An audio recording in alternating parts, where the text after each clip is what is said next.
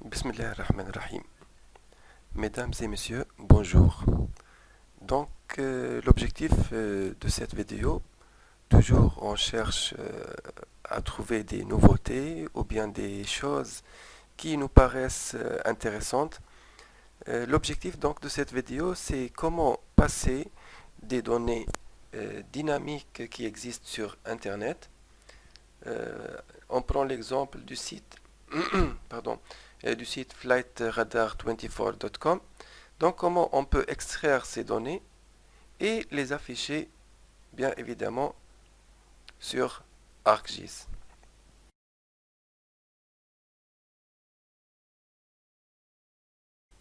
Pour ce faire, donc, on va passer par 3 ou bien 4 étapes. La première étape, c'est bien évidemment, on va ouvrir le site flightradar24.com. On peut le trouver à partir de Google. Donc, si on tape Flight Radar, ok.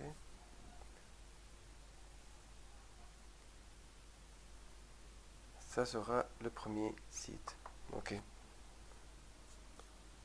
La deuxième étape, c'est utiliser l'outil de développement ou bien l'interface développeur en cliquant sur F12.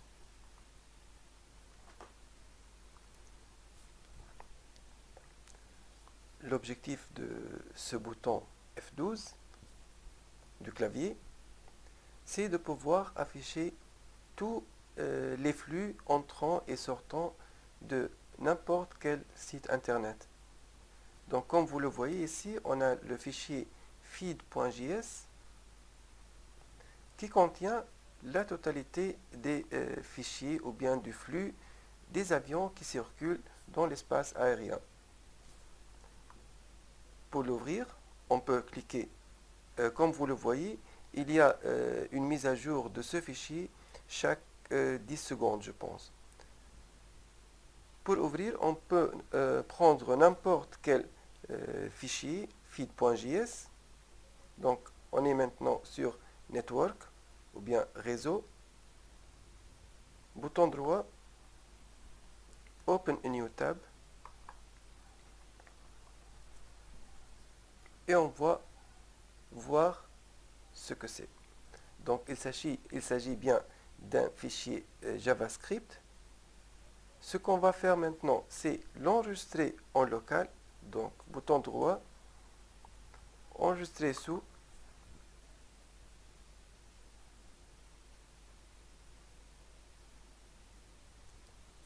Je vais le nommer au lieu de feed.json, donc tous les fichiers, je vais le nommer avion.txt.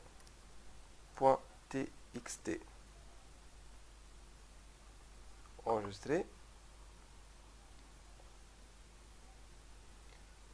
Une fois enregistré, ce que je vais faire, c'est JS, ok, avion.txt. Ce que je vais faire, c'est de modifier tout un petit peu ce fichier pour que ce fichier soit lisible et exploitable sous ArcGIS. Donc ce qu'on va faire maintenant, c'est juste supprimer ce qui vient avant les crochets.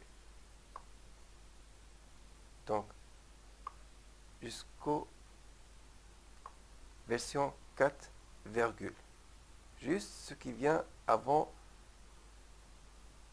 ou bien après version 4, donc je vais le supprimer et enregistrer. Fichier enregistré. Ce que je vais faire maintenant, donc je vais supprimer ce que j'ai préparé avant cet exercice. Ce que j'ai ouvert ici, ce sont les données ou bien l'image Wise Earth qui existe déjà avec la programmation, avec l'installation d'ArcGIS Desktop. Donc on la trouve sous C Programme File ArcGIS Desktop 10.x ArcGlobe Data. On trouve le fichier Wise Earth. Ok, je vais le supprimer et l'afficher encore une fois. Donc le Wise Earth.tif. Ok. J'ai installé mon fichier, j'ai sauvegardé mon fichier avion.txt sous un dossier JS. Ok. Je le fais glisser sous ArcMap. Je clique bouton droit, Display XY-Data. Nos fichiers sont nos coordonnées sont le filtre 4 pour X et le filtre 3 pour Y. Le système de coordonnées, c'est le WGS84, donc on peut choisir GCS WGS84. On peut ainsi choisir le PSG 4326. Ok.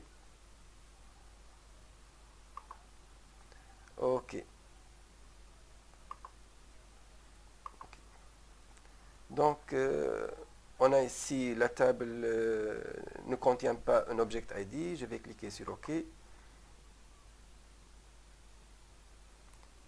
Et vous voyez alors l'ensemble des avions. Maintenant, on va juste travailler sur la symbologie. Donc, je fais double-clic sur avion ou bien évidemment,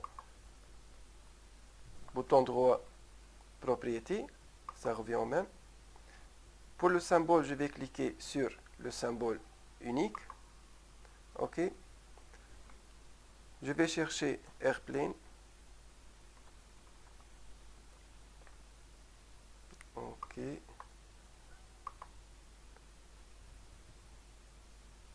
OK. Appliquer. OK. Mais je veux avoir une image presque identique à celle de Flight Radar. Donc je fais double-clic. Je vais modifier la couleur de notre avion. Je vais choisir jaune.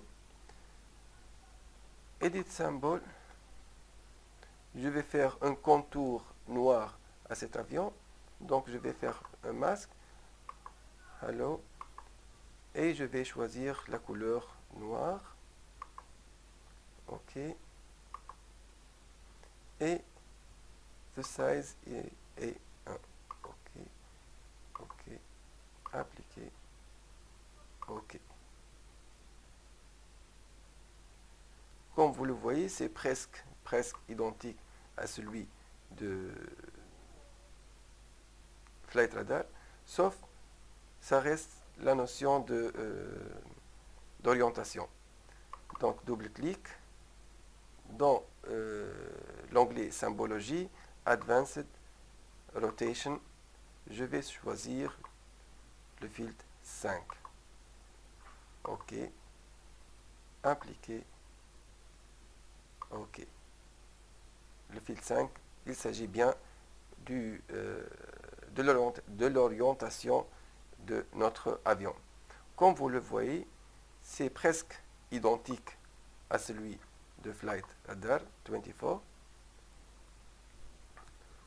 Pour l'affichage dynamique, ça se fait sur une interface web. On va vous préparer un tutoriel dans ce sens et on va le mettre sur YouTube le plus tôt possible. Merci d'avoir suivi notre tutoriel ou bien notre vidéo. J'espère que c'était utile pour vous et j'attends vos remarques, vos suggestions et j'espère bien voir votre produit en suivant cette vidéo. Merci encore une fois. Je vous invite amicalement d'aimer cette vidéo, faire des commentaires, le partager et s'inscrire à notre chaîne YouTube. Et à la prochaine.